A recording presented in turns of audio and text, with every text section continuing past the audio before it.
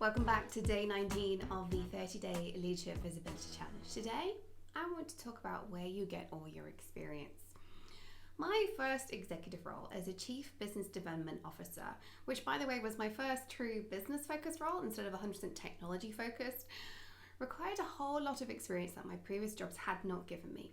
From being able to walk into a room with investors and hold my own, to developing a business strategy that achieved clear business objectives rather than building a strategy for a team that had come down from on high. I'd never had to do any of that before. In fact, I definitely jumped in at the deep end. Now, don't get me wrong, I was capable of the role, but not because of all the jobs I'd had before. And in fact, at least 50% of the skills I brought to that role came from my work as a volunteer. Now, I know I'm fairly unusual having that much of a mix, but there's a lesson here. Building an international organization focused on increasing the representation of women in the supercomputing industry globally built so much knowledge in me. To build that organization, I'd had to build strategies.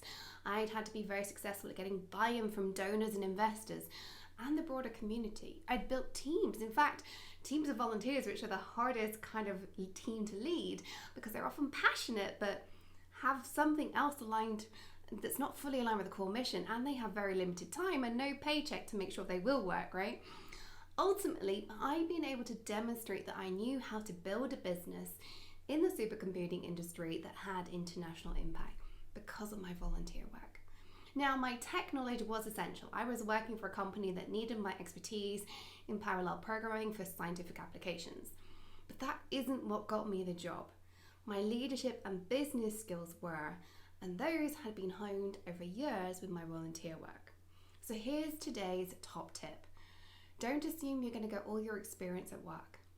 In fact, if you wait for that to happen, you'll be waiting a very long time.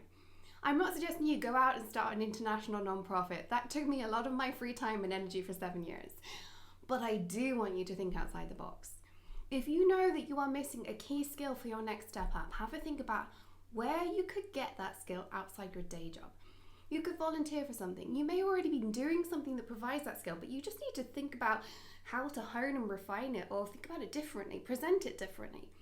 I had no idea what I was doing would pave my way to the executive team until it was pointed out to me, and I realized it's also what I wanted to be doing.